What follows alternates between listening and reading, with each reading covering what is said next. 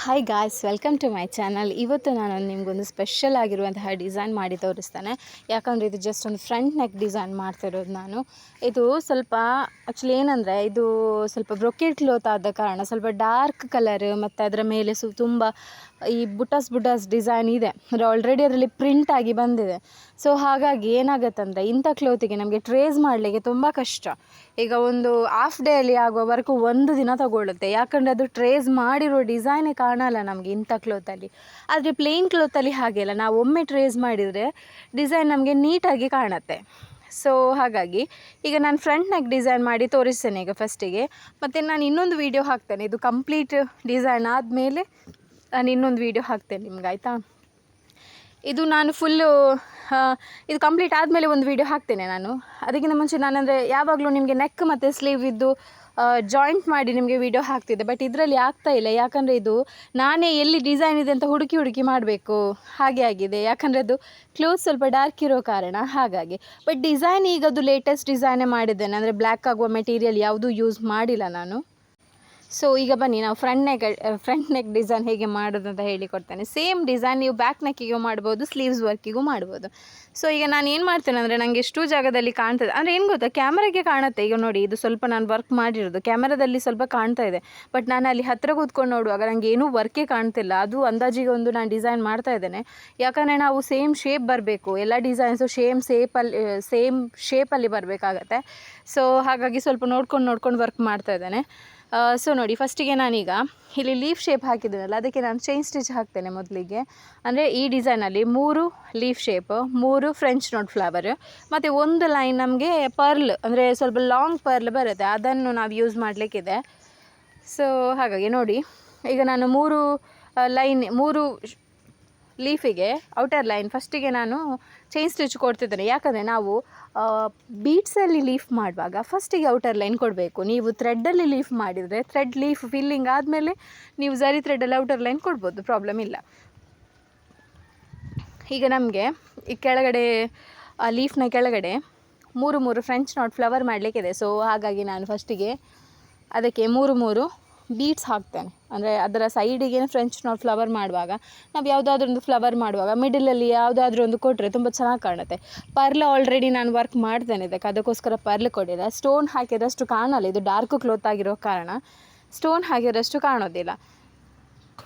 So ನಿಮಗೆ ಕ್ಯಾಮರಾದಲ್ಲಿ ಏನಾಗುತ್ತೆ ಅಂದರೆ, ಇದು ಡಾರ್ಕ್ ಕಲರ್ ಅಂತ ಮಾತ್ರ ಕಾಣುತ್ತೆ, ಬಟ್ ಡಾರ್ಕ್ ಅಲ್ಲ, ಇದು ಸ್ವಲ್ಪ ಸಿಲ್ವರ್ ಶೇಡ್ ಇದೆ ಇದರಲ್ಲಿ.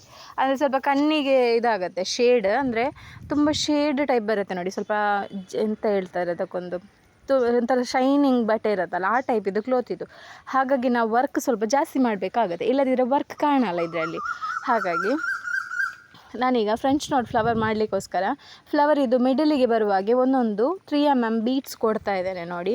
ಇದರ ಸ್ಯಾರಿ ಬ್ಲ್ಯಾಕ್ ಕಲರ್ ಆದ ಕಾರಣ ನಾನು ಬ್ಲ್ಯಾಕ್ ಥ್ರೆಡ್ ಯೂಸ್ ಮಾಡ್ತೇನೆ. ಸೊ ಟೋಟಲ್ ನಾವು ನಾರ್ಮಲ್ ನೀಡಲಿಗೆ 16 ಎಳೆ ದಾರ ತಗೊಳ್ಬೇಕು, 8 + 8. ಸೊ ಸ್ವಲ್ಪ ದಪ್ಪ ಬರುತ್ತೆ ಆಗ. ನಾನೀಗ ಇದಕ್ಕೆ ಫ್ರೆಂಚ್ ನಾಟ್ ಫ್ಲವರ್ ಕೊಡ್ತಾ ಇದ್ದೇನೆ.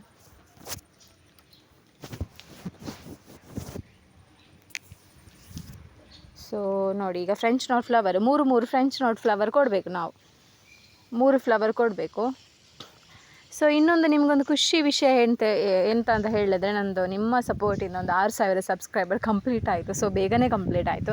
ಸೊ ತುಂಬ ಜನ ನನ್ನ ವೀಡಿಯೋನ ನೋಡಿ ಕಮೆಂಟ್ ಮಾಡ್ತೀರಾ, ಫೋನ್ ಮಾಡ್ತೀರಾ, ಚೆನ್ನಾಗಿದೆ, ಚೆನ್ನಾಗಿ ಮಾತಾಡ್ತೀರಾ, ಚೆನ್ನಾಗಿ ವರ್ಕ್ ಮಾಡ್ತೀರಾ, ಇಷ್ಟು ನಮಗೆ ವರ್ಕ್ ಮಾಡಿಕೊಟ್ರೆ ಎಷ್ಟು ಪ್ರೈಸ್ ಎನ್ಕ್ವೈರಿ ಬರ್ತಾ ಇದೆ ಯೂಟ್ಯೂಬಿಂದ, ಕಸ್ಟಮರ್ಸ್ ಕೂಡ ಸಿಗ್ತಾ ಇದ್ದಾರೆ. So thank you so much. ನೀವು ಇಷ್ಟು ನನ್ನ ಮೇಲೆ ಒಂದು ನಂಬಿಕೆ ಇಟ್ಟು ಎಲ್ಲೆಲ್ಲಿಂದಲೂ ಬ್ಲೌಸ್ ಆರ್ಡ್ರ್ ಕಳಿಸ್ತೀರಾ, ಅಡ್ವಾನ್ಸ್ ಪೇಮೆಂಟ್ ಅಂತ ಮಾಡ್ತೀರಾ, ಮತ್ತು ಕ್ಲಾಸಿಗೆ ಜಾಯಿನ್ ಆಗ್ತೀರಾ. ನಾನು ಅದು ಮತ್ತೆ 30 ಡೇಸ್ ಹೇಳಿಕೊಡಬೇಕು, ಆದರೂ ನೀವು ಅದಕ್ಕಿಂತ ಮುಂಚೆನೇ ಪೇ ಮಾಡಿ ಇಡ್ತೀರಾ. ಕೆಲವರು ಹಾಫ್ ಪೇ ಮಾಡ್ತಾರೆ ಫೀಸ್, ಕೆಲವರು ಫುಲ್ ಪೇಮೆಂಟ್ ಮಾಡ್ತಾರೆ. ಬಟ್ ಅಷ್ಟು ನಂಬಿಕೆ ಇಟ್ಟು ಮಾಡ್ತೀರಾ, ಸಬ್ಸ್ಕ್ರೈಬ್ ಮಾಡ್ತೀರಾ, ಎಲ್ಲದಕ್ಕೂ ತುಂಬ ಥ್ಯಾಂಕ್ಸ್. ಅಂದರೆ ನಾನು ಯಾರು ಅಂತ ಯಾರಿಗೂ ಗೊತ್ತಿಲ್ಲ, ನಾನು ಎಲ್ಲಿರೋದು ಎಲ್ಲಿ ಪ್ಲೇಸ್ ಯಾರಿಗೂ ಗೊತ್ತಿಲ್ಲ, ಬಟ್ ಒಂದು ವಿಶ್ವಾಸದಲ್ಲಿ ಅಮೌಂಟ್ ಹಾಕ್ತೀರಾ, ಸಪೋರ್ಟ್ ಮಾಡ್ತೀರಲ್ಲ, ಅದಕ್ಕೆ ಫುಲ್ ಥ್ಯಾಂಕ್ಸ್. ನಿಮಗೆ ಥ್ಯಾಂಕ್ಸ್, ನನ್ನ ಸಬ್ಸ್ಕ್ರೈಬರಿಗೆ, ನನ್ನ ಸ್ಟೂಡೆಂಟ್ಸಿಗೆ, ನನಗೆ ಯಾರೆಲ್ಲ ವರ್ಕ್ ಕೊಡ್ತಾರೆ, ನನ್ನ ಯಾರೆಲ್ಲ ಚಾನಲ್ ನೋಡ್ತಾರೆ, ಸೊ ಅವರಿಗೆಲ್ಲ ಥ್ಯಾಂಕ್ ಯು ಸೋ ಮಚ್. ಹೀಗೇ ವೀಡಿಯೋ ಹಾಕಲಿಕ್ಕೆ ನಾನು ಟ್ರೈ ಮಾಡೋದಲ್ಲ, ನಾನು ಮಾಡ್ತೇನೆ, ಡೈಲಿ ವೀಡಿಯೋಸ್ ಅಪ್ಲೋಡ್ ಮಾಡ್ತೇನೆ. ಸೊ ಈಗ ಅಂದರೆ ಸ್ವಲ್ಪ ವರ್ಕ್ ಇರುವ ಕಾರಣ ನಂಗೆ ಅಂದರೆ ಡೈಲಿ ವೀಡಿಯೋಸ್ ಹಾಕ್ಲಿಕ್ಕೆ ಆಗ್ತಾಯಿಲ್ಲ. ಒಂದು 3 ಡೇಸಿಗೆ ಒಂದು ವೀಡಿಯೋ ಹಾಕೋದು ನಾನು. ಸೊ ಹಾಗಾಗಿ ನಿಮ್ಮ ತುಂಬ ಕಾಲ್ಸ್ ಎಲ್ಲ ಬರುವಾಗ ನಂಗೆ ಆಗುತ್ತೆ, ನಾನು ಡೈಲಿ ವೀಡಿಯೋ ಹಾಕಬೇಕಿತ್ತು ಅಂತ. ಸೊ ಹಾಗಾಗಿ ಬಟ್ ನನಗೆ ಟೈಮ್ ಸಾಕಾಗ್ತಿಲ್ಲ. ಅಂದರೆ ನಂದು ಆನ್ಲೈನ್ ಕ್ಲಾಸ್ ನಡೀತಿದೆ ಮತ್ತು ವರ್ಕ್ ಇದೆ ನಮಗೆ, ಅಂದರೆ ಹೆವಿ ವರ್ಕ್ ಬರ್ತಾ ಇದೆ ಬ್ರೈಡಲ್ ಬ್ಲೌಸಸ್ ಎಲ್ಲ. ಸೊ ಹಾಗಾಗಿ ಅದಕ್ಕೂ ಟೈಮ್ ಕೊಡಬೇಕು. ಅವರಿಗೂ ಈ ಕಸ್ಟಮರ್ ಎಷ್ಟು ಒಳ್ಳೆಯವರಂದರೆ ಅಡ್ವಾನ್ಸ್ ಪೇಮೆಂಟು ಹೇಗೂ ಹಾಕಿದಾರಲ್ಲ, ಪಾಪ ಅವರು ಕಳಿಸಿ 1 ವೀಕ್ ಆಗಿದೆ. ಈಗ ನಾನು ವೀಡಿಯೋ ಮಾಡುವಾಗ ಅವರ ಬ್ಲೌಸ್ ಕಳಿಸಿ ಅವರು 1 ವೀಕ್ ಆಗಿದೆ. ಮಿಡ್ಲಲ್ಲಿ ನನಗೆ ಬೇರೆಯವರ ಬ್ಲೌಸ್ ಇತ್ತು, ಆದ ಕಾರಣ ನನಗೆ ಸ್ವಲ್ಪ ಡಿಲೇ ಆಯಿತು. ಬಟ್ ಇದೀಗ 1 ಬ್ಲೌಸ್ ಕಂಪ್ಲೀಟ್ ಆಗೋದಷ್ಟೇ, ಇನ್ನೂ 2 ಬ್ಲೌಸ್ ಇದೆ ಅವ್ರದ್ದು ಮಾಡಲಿಕ್ಕೆ. ಸೊ ಹಾಗಾಗಿ ಅವರಿಗೆ ನಾನು ಮೊದಲೇ ರಿಕ್ವೆಸ್ಟ್ ಮಾಡಿದ್ದೇನೆ, ಆದಷ್ಟು ಬೇಗ ನಾನು ಕಳಿಸ್ತೇನೆ ಅಂತ. ಓಕೆ ಕಳಿಸಿ ಅಂತ ಹೇಳಿದ್ದಾರೆ. ಅವರಿಗೆ ನೆಕ್ಸ್ಟ್ ಮಂತ್ ಫಂಕ್ಷನ್ ಆಗಸ್ಟ್, ನನಗೆ ಇದು ಜುಲೈಯಲ್ಲಿ ಮಾಡ್ತೀವಿ. ಯಾವ ಟೈಪಲ್ಲಿ ಬಟ್ಟೆ ಫಂಕ್ಷನ್ ಇದೆ. ಸೊ ಬಟ್ಟೆ ಯಾವುದು ಇರುತ್ತೆ, ನಾವು ಮೆಟೀರಿಯಲ್ ಯಾವುದು ತಗೊಳ್ತೇವೆ ಅದರ ಮೇಲೆ ಡಿಪೆಂಡ್ ಆಗಿರುತ್ತೆ. ಸೊ ನೋಡಿ ನಾನೀಗ ನೆಕ್ಸ್ಟ್ ಲೈನ್ ಅಲ್ಲಿ 2 ಗ್ಲಾಸ್ ಬೀಡ್ಸ್ ಲೈನ್ ಆಲ್ರೆಡಿ ಬೇರೆ ವರ್ಕ್ ಇರುತ್ತೆ. ಇದಕ್ಕೆ ನನಗೆ ದೊಡ್ಡ ಬೀಡ್ಸ್ ಕೊಡ್ಬೋದಿತ್ತು. ಬಟ್ ಏನಂದ್ರೆ ಇಷ್ಟು ಬೇಗ ಮಾಡಿ ಕೊಡ್ತೇವೆ. ನಾನೀಗ ಮೆಟೀರಿಯಲ್ ಅಲ್ಲಿ ಮೊದಲೇ ಸ್ಟಾರ್ಟಿಂಗ್ ಎಲ್ಲ ನಾನು ದೊಡ್ಡ ಬೀಡ್ಸ್ ಎಲ್ಲ ಯೂಸ್ ಮಾಡ್ತಿದ್ದೆ. ಅದು ಇನ್ನೊಂದು ಡಿಸೈನ್ ಇದೆ, ಬಟ್ ಏನಂದ್ರೆ ನಾವು ಎಕ್ಸ್ಪೀರಿಯನ್ಸ್ ಆದ ಮೇಲೆ ನಮ್ಗೆ ಒಂದು ಐಡಿಯಾ ಇರಬೇಕು, ನಾವು ಯಾವ ಮೆಟೀರಿಯಲ್ ಯೂಸ್ ಮಾಡಬೇಕು, ಎಷ್ಟು ಯೂಸ್ ಮಾಡಬೇಕು, ಹೇಗೆ ಯೂಸ್ ಮಾಡಬೇಕು ಅಂತ ನಮಗೆ ಐಡಿಯಾ ಬರಬೇಕು. ಅದು ಕಸ್ಟಮರ್ಗೆ ಎಷ್ಟು ಐಡಿಯಾ ಇರಲ್ಲ, ಬಟ್ ನಾವು ಅದರ ಸ್ವಲ್ಪ ನಾಲೆಜ್ ನಾವು ತಗೊಳ್ಬೇಕಾಗುತ್ತೆ. ಸೊ ಹಾಗಾಗಿ ನಾವು ಮೆಟೀರಿಯಲ್ ಕ್ವಾಲಿಟಿ ಹೇಗೆ ಮೇಂಟೈನ್ ಮಾಡ್ತೇವೆ, ವರ್ಕ್ ಕೂಡ ಅಷ್ಟೇ ನೀಟಾಗಿ. ನಮ್ಮಲ್ಲಿ ಆರಿ ವರ್ಕ್ ಆನ್ಲೈನ್ ಕ್ಲಾಸ್ ಕೂಡ ಇದೆ, ಯಾರಿಗೆಲ್ಲ ಬೇಕು ಜಾಯಿನ್ ಆಗ್ಬೋದು. ನಾನು ನಂಬರ್ ಕೊಟ್ಟಿರ್ತೇನೆ, ಅದಕ್ಕೆ ಕಾಲ್ ಮಾಡೋದಕ್ಕಿಂತಲೂ ಮೆಸೇಜ್ ಮಾಡಿದರೆ ನಿಮಗೆ ಕಂಪ್ಲೀಟ್ ಡೀಟೇಲ್ಸ್, ಫೋಟೋಸ್ ಡೀಟೇಲ್ಸ್ ಎಲ್ಲ ಕಳಿಸ್ತೇನೆ ನಾನು. ಫೋನಲ್ಲಿ ಅಂದರೆ ಕೆಲವೊಮ್ಮೆ ನೆಟ್ವರ್ಕ್ ಇಶ್ಯೂ ಇರೋ ಕಾರಣ ಅಷ್ಟು ಕ್ಲಿಯರಾಗಿ ಕೇಳಲ್ಲ, ಅಂದರೆ ಈಗ ಮಳೆ ಅಲ್ವಾ. ಸೊ ಹಾಗಾಗಿ ಯಾರಿಗೆಲ್ಲ ಆರಿ ವರ್ಕ್ ಆನ್ಲೈನ್ ಕ್ಲಾಸ್ಗೆ ಜಾಯ್ನ್ ಆಗಲಿಕ್ಕಿದೆ, ಸೊ ನನಗೊಂದು ವಾಟ್ಸಪ್ ಮಾಡಿ, ನಾನು ನಿಮಗೆ ಕಂಪ್ಲೀಟಾಗಿ ಒಂದು ಡೀಟೇಲ್ ಕಳಿಸ್ತೇನೆ. ಅಂದರೆ ಸ್ಟೂಡೆಂಟ್ ಮಾಡಿರೋ ವರ್ಕ್ ಆಗಲಿ, ನಮ್ಮದು ಎಷ್ಟು ದಿನದ್ದು ಕೋರ್ಸು ಹೇಗೆ ಇರುತ್ತೆ ಎಲ್ಲ ಒಂದು ಲಿಸ್ಟ್ ಮಾಡಿ ಕಳಿಸ್ತೇನೆ. ಸೊ ವಾಟ್ಸಪ್ ಮಾಡಿ, ಕಾಲ್ ಮಾಡೋದಕ್ಕಿಂತ ವಾಟ್ಸಪ್ ಮಾಡಿ. ಮತ್ತು ನಿಮಗೆ ಓಕೆ ಆಯಿತು ಕ್ಲಾಸಸ್ ಎಲ್ಲ ಜಾಯ್ನ್ ಆಗಬೇಕು, ಓಕೆ ಆಯಿತು ಅಂದರೆ ಕಾಲ್ ಮಾಡಿ. ನನ್ನ ಹತ್ರ ಮಾತಾಡಲಿಕ್ಕಿದ್ರೆ ಕಾಲ್ ಮಾಡಿ, ಪ್ರಾಬ್ಲಮ್ ಇಲ್ಲ. ಮಾತಾಡಲಿಕ್ಕೆ ಅಂದರೆ ಆರಿ ವರ್ಕ್ ಬಗ್ಗೆ ಅಥವಾ ಕ್ಲಾಸಸ್ ಬಗ್ಗೆ ಇದ್ದರೆ ಕಾಲ್ ಮಾಡಿ. ಓಕೆ, ಈಗ ನಾನು ಇದಕ್ಕೆ ಲೀಫ್ ಶೇಪ್ ಫಿಲ್ ಮಾಡ್ತಿದ್ದೇನೆ. ಅಂದರೆ ಇಲ್ಲಿ ನಾವು ಬೀಟ್ಸಲ್ಲಿ ಲೀಫ್ ಶೇಪ್ ಫಿಲ್ ಮಾಡಬೇಕಾಗತ್ತೆ. ಸೊ ಹಾಗಾಗಿ ನೋಡಿ, ಸ್ವಲ್ಪ ದೂರದಿಂದ ವರ್ಕ್ ಕಾಣ್ತಾ ಇದೆ. ಸೊ ಯಾರಿಗೆಲ್ಲ ಕ್ಲಿಯರಾಗಿ ಕಾಣ್ತಾ ಇಲ್ಲ, ಸ್ವಲ್ಪ ಮೊಬೈಲ್ನ ರೊಟೇಟ್ ಮಾಡ್ಕೊಳ್ಳಿ ನೀವು, ಆಗ ನಿಮಗೆ ದೊಡ್ಡ ಸ್ಕ್ರೀನಲ್ಲಿ ವೀಡಿಯೋಸ್ ಕಾಣುತ್ತೆ. ಸೊ ನೋಡಿ, ಈಗ ಶೇಪ್ ನಾವು ಕೊಡ್ತಾ ಇದ್ದೇವೆ.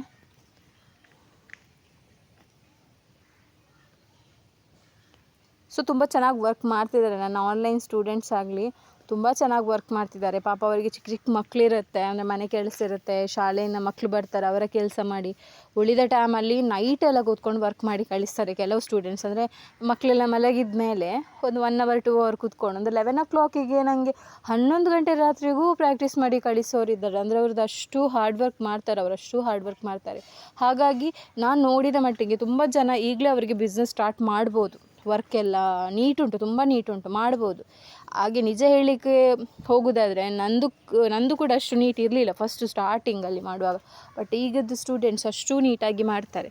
ಅವರು ಹೇಳ್ತಾರೆ, ನೀವು ಅಷ್ಟು ಈಸಿಯಲ್ಲಿ ಹೇಳಿಕೊಡ್ತೀರಾ, ಹಾಗಾಗಿ ನಾವಿಷ್ಟು ಚೆನ್ನಾಗಿ ಮಾಡ್ತೇವೆ ಅಂತೇಳಿ. ನಾನು ನಂಬಲ್ಲ ಅದನ್ನು. ಯಾಕಂದರೆ ನಾನು ಎಷ್ಟೇ ಚೆನ್ನಾಗಿ ಹೇಳಿಕೊಟ್ರು ಅವರಲ್ಲಿ ಕೂತ್ಕೊಂಡು ಹಾರ್ಡ್ ವರ್ಕ್ ಮಾಡೋದಿದ್ರೆ ಅಷ್ಟು ನೀಟಾಗಿ ಬರಲಿಕ್ಕೆ ಚಾನ್ಸೇ ಇಲ್ಲ.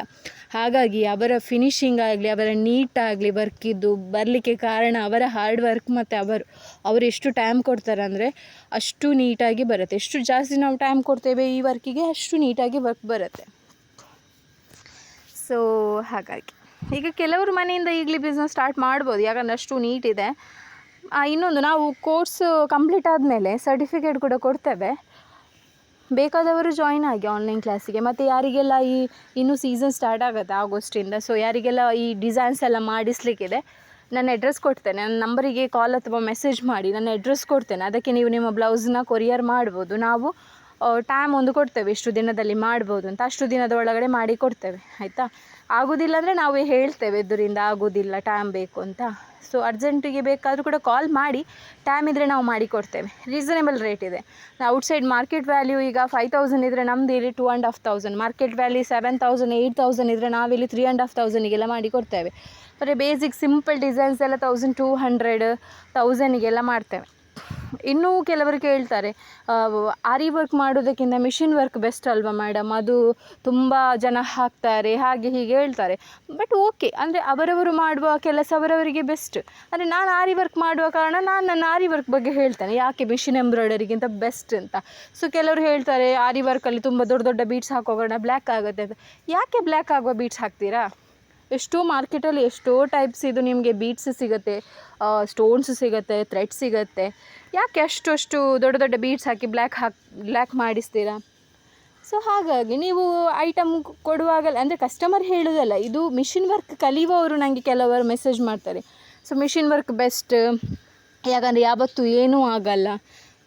ಯಾಕೇನಾಗಲ್ಲ, ಮಿಷಿನ್ ವರ್ಕಲ್ಲೂ ನಿಮಗೆ ಪ್ರಾಬ್ಲಮ್ ಇದೆ. ಅದನ್ನು ಯೂಸ್ ಮಾಡಿ ವಾಶ್ ಮಾಡಿದ ಮೇಲೆ ನಿಮಗೆ ಆ ಝರಿ ಥ್ರೆಡ್ಡಿದ್ದು ಮೇಲಿದ್ದು ಲೇಯರ್ ಹೋಗಿ ವೈಟ್ ಥ್ರೆಡ್ ಎಲ್ಲ ಕಾಣುತ್ತೆ. ನಾನು ನೋಡಿದ್ದೇನೆ ಎಷ್ಟೋ ಕಸ್ಟಮರ್ ಬ್ಲೌಸ್ ಇದ್ದು. ಮತ್ತು ಅದೇನೆಂದರೆ ನಿಮಗೆ ಆರಿ ವರ್ಕ್ ಮತ್ತು ಮಿಷಿನ್ ಎಂಬ್ರಾಯ್ಡರಿ ಕಂಪೇರ್ ಮಾಡಲಿಕ್ಕೇ ಇಲ್ಲ. ಆರಿ ವರ್ಕ್ ಇದು ಫಿನಿಶಿಂಗೇ ಬೇರೆ, ಮಿಷಿನ್ ವರ್ಕ್ ಇದು ಫಿನಿಶಿಂಗೇ ಬೇರೆ. ಮಿಷಿನ್ ವರ್ಕ್ ಮಾಡೋದಾದರೆ ನೀವು ಎಕ್ಸ್ಟ್ರಾ ಒಂದು ಅಮೌಂಟು ಹಾಕಲೇಬೇಕು, ಯಾವುದಕ್ಕೆ? ಮಿಷಿನಿಗೆ, ಆಯಿತಾ? ಆರಿ ವರ್ಕಲ್ಲಿ ನಿಮಗೆ ಯಾವುದೇ ಮಿಷಿನಿಗೆ ಅಮೌಂಟ್ ಹಾಕಬೇಕು ಅಂತಿಲ್ಲ. ನಿಮ್ಮ ಕೈ ಕರೆಕ್ಟ್ ಉಂಟು ಅಂದರೆ ನಿಮ್ಮ ಸಾಮರ್ಥ್ಯದ ಮೇಲೆ ನೀವು ವರ್ಕ್ ಮಾಡ್ಬೋದು. ಹಾಗೆ ಈಗ ನಾವು ಸೇಮ್ ಡಿಸೈನ್ ಮಿಷಿನ್ ಮಾಡಿಸ್ಬೋದು. ಈಗ ನಾನು ಮಾಡ್ತಿರೋ ವರ್ಕ್ ಮಿಷಿನ್ ವರ್ಕು ಮಾಡಿಸ್ಬೋದು. ಆ ಮಿಷಿನ್ ವರ್ಕು ಮಾಡಿಸಿ ನನ್ನ ವರ್ಕು ಇಟ್ಟರೆ ಯಾವ್ದು ಬೆಟರ್ ಕಾಣುತ್ತೆ? ನನಗೆ ಆರಿ ವರ್ಕೇ ಬೆಟರ್ ಕಾಣುತ್ತೆ. ಯಾಕಂದರೆ ನೋಡುವಾಗ ಒಂದು ಏನು ಲುಕ್ ಇದೆ ಈ ಡಿಸೈನ್ ಅಂತ ಒಂದು ಫೀಲಿಂಗ್ ಬರುತ್ತೆ.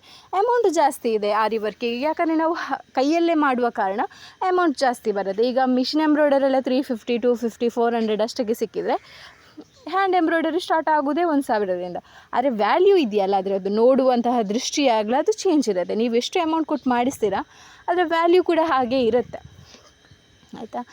ಹಾಗಾಗಿ ನಿಮಗೆ ಮಿಷಿನ್ ಎಂಬ್ರಾಯ್ಡರಿಯಲ್ಲಿ ಆದರೆ ಎಕ್ಸ್ಟ್ರಾ ಅಮೌಂಟ್ ಹಾಕಬೇಕು ಮಿಷಿನ್ಸಿಗೆ ಎಲ್ಲ, ಮತ್ತು ನಿಮಗೆ ಅದು ಪರ್ಫೆಕ್ಟಾಗಿ ಬರಬೇಕು ಡಿಸೈನ್ಸ್ ಎಲ್ಲ, ಹಾಗೆಲ್ಲ ಇದೆ. ಬಟ್ ಇದು ನೀವು ಕೈಯಲ್ಲೇ ಕಲ್ತ್ರೆ ಅಂದರೆ ನಿಮ್ಮ ಕೈ ಯಾವ ಕಡೆ ಬೇಕಾದ್ರೂ ಹೋಗ್ಬೋದು, ಯಾವ ಕಡೆ ಬೇಕಾದ್ರೂ ಟರ್ನ್ ಮಾಡ್ಬೋದು. ನಮ್ಮದೇ ಕೈ ಅಲ್ವಾ, ಪ್ರಾಬ್ಲಮ್ ಇಲ್ಲ. ಮಿಷಿನ್ ಆದ್ರೆ ಎಷ್ಟಾದರೂ ನಮಗೆ ಅಷ್ಟು ಅಂದರೆ ನಂಬಲಿಕ್ಕಾಗಲ್ಲ ಡಿಸೈನ್ಸ್ನ. ಅಂದರೆ ನಾವು ಅಷ್ಟು ಎಕ್ಸ್ಪರ್ಟ್ ಆಗಿದ್ದರೆ ಮಾತ್ರ ಬ್ಲೌಸಿಗೆ ಮಾಡಲಿಕ್ಕೆ ಆಗೋದಲ್ವಾ. ಸೊ ಹಾಗಾಗಿ ಪ್ರಾಬ್ಲಮ್ ಇಲ್ಲ. ಆರಿ ವರ್ಕ್ ಕಲ್ತ್ರೂ ನಿಮಗೆ ಬಿಸ್ನೆಸ್ ಮಾಡ್ಬೋದು. ಈಗ ನೀವು ಈಗ basic design sleeves with neck aari ವರ್ಕಲ್ಲಿ 1200 ಮಾಡ್ತೇವೆ. 1200ಗೆ ನನ್ನ ರೇಟ್ 1200ಗೆ ಸ್ಟಾರ್ಟ್ ಆಗುತ್ತೆ. ಕೆಲವೊಂದು ಸಲ 1000ಗೂ ಸ್ಟಾರ್ಟ್ ಮಾಡ್ತೇನೆ ನಾನು ಕೆಲವೊಂದು ಡಿಸೈನ್ಸ್ನ. ಈಗ 1200 ಇಡೀರಿ. ಈಗ ನಿಮ್ಗೆ ಒಂದು ಬ್ಲೌಸ್ ಮಾಡಿದರೆ 1200, ಆಯಿತಾ? Hand work. ಅದೇ ಮಿಷಿನ್ ವರ್ಕ್ ನೀವು 3 ಬ್ಲೌಸ್ ಮಾಡಬೇಕು ಆ ಅಮೌಂಟ್ ರೀಚ್ ಆಗಬೇಕಂದ್ರೆ. ಅದು 300 ಮಿಷಿನ್ ಎಂಬ್ರಾಯ್ಡರಿ ಒಂದು 3 ಬ್ಲೌಸ್ ಮಾಡಿದರೆ ಮಾತ್ರ ನಿಮಗೆ ಆರಿ ವರ್ಕ್ ಇದು ಒಂದು ಬ್ಲೌಸಿಗೆ ಟ್ಯಾಲಿ ಆಗುತ್ತೆ ಅಮೌಂಟ್. ಸೊ ಹಾಗಾಗಿ ಅಮೌಂಟ್ ವೈಸ್ ನೋಡಿದರೆ, ಪ್ರಾಫಿಟ್ ವೈಸ್ ನೋಡಿದರೆ ನಿಮಗೆ ಆರಿ ವರ್ಕ್ ಬೆಸ್ಟ್. ಈಗ ಅಂದರೆ ಈಗ ಮಿಷಿನ್ ವರ್ಕ್ ತುಂಬ ಜನ ಮಾಡ್ತಾರೆ. ಕೆಲವರು ಮನೆಯಲ್ಲೇ ಕೂತ್ಕೊಂಡು ಮಾಡ್ತಾರೆ, ಕೆಲವರು ಮಾಡ್ತಾರೆ ಅಂದರೆ ಶಾಪಲ್ಲಿ ಮಾಡ್ತಾರೆ, ಬೇರೆಯವರು ಅಂಡರಲ್ಲಿ ಮಾಡ್ತಾರೆ. ಅದು ಬಿಡಿ, ನಿಮಗೆ ಆನ್ಲೈನಲ್ಲೇ ಎಷ್ಟೋ ಸಿಗುತ್ತೆ ಮಿಷಿನ್ ಎಂಬ್ರಾಯ್ಡರಿದು ಬ್ಲೌಸ್ ಪೀಸ್ 200ಗೆ 250ಗೆ ವಿತ್ ಬ್ಲೌಸ್ ಪೀಸ್ ಸಿಗುತ್ತೆ, ಆಯಿತಾ? ಬಟ್ ಆರಿ ವರ್ಕ್ ಇದು ಸಿಗುತ್ತಾ ನಿಮಗೆ? ಇಲ್ಲ. ಹಾಗಾಗಿ ನಾವು ಈಗದ್ದು ಯಾವುದು ಟ್ರೆಂಡ್ ಇದೆ ಅದೇ ತಾನೇ ನಮ್ಮ ಬಿಸ್ನೆಸ್ ಮಾಡಬೇಕು. ಈಗದು ಯಾವುದು ಲೇಟೆಸ್ಟ್ ಡಿಸೈನ್ ಇದೆ ಅದರಲ್ಲೇ ನಾವು ಬಿಸ್ನೆಸ್ ಸ್ಟಾರ್ಟ್ ಮಾಡಬೇಕು. ಹಾಗೆ ಈಗ ನೋಡಿದ್ದು ಪರ್ಲೆಲ್ಲ ವರ್ಕ್ ಮಾಡಿದ ಮೇಲೆ ತುಂಬ ಚೆನ್ನಾಗಿ ಕಾಣುತ್ತೆ. ನಿಮಗೆ ಫಸ್ಟಿಗೆ ಇದು ಡಿಸೈನ್ ಏನು ಅಂತ ಕಾಣ್ತಾ ಇತ್ತಾ? ಇಲ್ಲ ಅಲ್ವಾ? ಸೊ ಈಗ ನೋಡಿ ಹೇಗೆ ಕಾಣ್ತುಂಟು ಡಿಸೈನ್.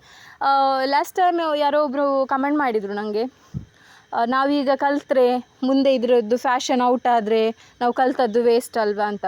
ನಾನು 5 ವರ್ಷದ ಹಿಂದೆ ಹಾಗೇ ಕೂತ್ಕೊಂಡಿದ್ರೆ ನಾನು ಈ 5 ವರ್ಷ ಇಷ್ಟು ಲಕ್ಷಗಟ್ಟಲೆ ಬಿಸ್ನೆಸ್ ಮಾಡಲಿಕ್ಕೇನೆ ಆಗ್ತಿರಲಿಲ್ಲ.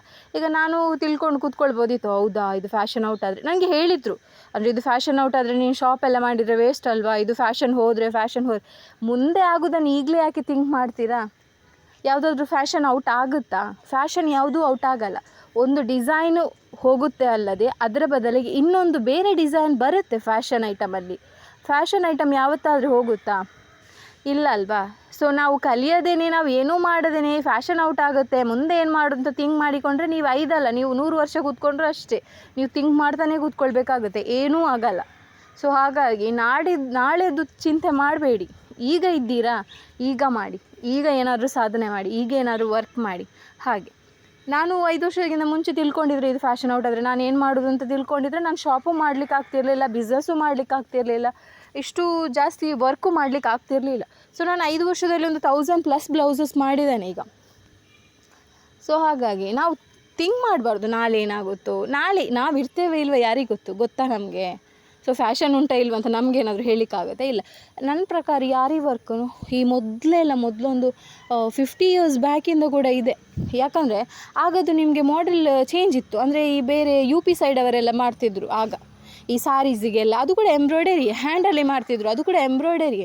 ಬಟ್ ಅದೀಗ ಏನಾಯ್ತಂದರೆ ಬಂದು ಎಲ್ಲ ಸ್ಟೇಟಿಗೂ ಕವರ್ ಆಗಿ ಈಗ ಎಲ್ಲರ ಬ್ಲೌಸ್ ಮೇಲೆ ಇದೆ. ಕಲಿಯೋರು ಕಲಿತಾರೆ, ಕಲಿಯದವರು ಈ ಟೈಪ್ ರೀಸನ್ ಹೇಳ್ತಾರೆ. ಸೊ ನೀವು ಆರಿ ವರ್ಕ್ ಅಂತಲ್ಲ, ಯಾವುದೇ ನೀವು ಬಿಸ್ನೆಸ್ ಮಾಡಬೇಕು ಕಲಿಬೇಕು ಅಂತ ಥಿಂಕ್ ಮಾಡಿದರೆ ನಾಳೆದು ಥಿಂಕ್ ಮಾಡಬೇಡಿ. ಯಾಕಂದರೆ ನೀವು ಯಾವುದೇ ಬಿಸ್ನೆಸ್ ಮಾಡಿದರೂ ಕೂಡ ಒಂದು 5-10 ವರ್ಷದಲ್ಲಿ ಯಾವುದೂ ಫ್ಯಾಷನ್ ಔಟ್ ಆಗೋಲ್ಲ, ಯಾವ ಬಿಸ್ನೆಸ್ಸು ಇದಾಗಲ್ಲ. ನೀವು ಚಾಯ್ಸ್ ಯಾವುದು ಮಾಡ್ತೀರಾ ಕ್ಯಾಟಗರಿ, ಅದು ಮೇಯ್ನ್ ಆಗಿರುತ್ತೆ. ನೀವು ನಾಳೆದು ಟೆನ್ಷನ್ ಮಾಡಿ ಇವತ್ತು ಕೂತ್ಕೊಂಡ್ರೆ ಇವತ್ತು ಊಟ ಮಾಡಬೇಡ್ವಾ, ನಾಳೆಗೆ ಖಾಲಿ ಆಗುತ್ತೆ ಅಂತ ಇವತ್ತು ಊಟ ಮಾಡದೆ ಕೂತ್ಕೊಂಡ್ರೆ ಇವತ್ತು ನೀವು ಹಾಸ್ಪಿಟಲಿಗೆ ಹೋದರೆ ನಾಳೆ ಇರ್ತೀರಾ, ನಾಳೆ ಆ ಹಣದಲ್ಲಿ ಊಟ ಮಾಡಲಿಕ್ಕೆ ನೀವು ಇರ್ತೀರಾ. ಸೊ ನಾಳೆದು ಟೆನ್ಷನ್ ಬೇಡಿ, ಇವತ್ತು ನೀವಿದ್ದೀರಾ, ಇವತ್ತು ನಾವೇನಾದರೂ ಮಾಡಬೇಕು, ಇವತ್ತು ನೀವು ಮಾಡಿದರೆ ಮಾತ್ರ ನಾಳೆಗೆ ಯೂಸ್ ಆಗೋದಲ್ಲದೆ ನಾಳೆ ಆಗುವ ಲಾಸನ್ನು ಇವತ್ತು ನೀವು ಥಿಂಕ್ ಮಾಡಿ ಕೂತ್ಕೊಂಡ್ರೆ ನೀವು ಅಲ್ಲಿಂದ ಅಲ್ಲಿಗೆ ಇರ್ತೀರ, ಮುಂದೆ ಹೋಗಲ್ಲ. ಅದು ಎಕ್ಸ್ಪೀರಿಯೆನ್ಸ್ ನಮ್ಮದಷ್ಟೇ. ಸೊ ಈಗ ನಮ್ಮದು ಮಾತಾಡಿ ಡಿಸೈನ್ ಕೂಡ ಕಂಪ್ಲೀಟ್ ಆಯಿತು.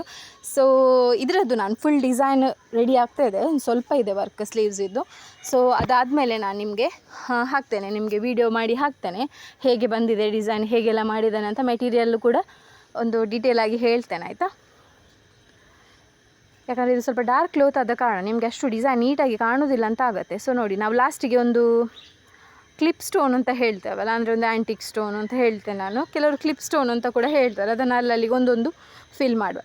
ಇದರಲ್ಲಿ ನನ್ನ ಕಸ್ಟಮರಿಗೆ ಬ್ಲ್ಯಾಕ್ ಆಗುವಂತಹ ಮೆಟೀರಿಯಲ್ಸ್ ಯಾವುದೂ ಹಾಕಿಲ್ಲ ನಾನು. ಸೊ ಇದು ಲಾಂಗ್ ಲೈಫ್ ಬರುತ್ತೆ ವರ್ಕ್.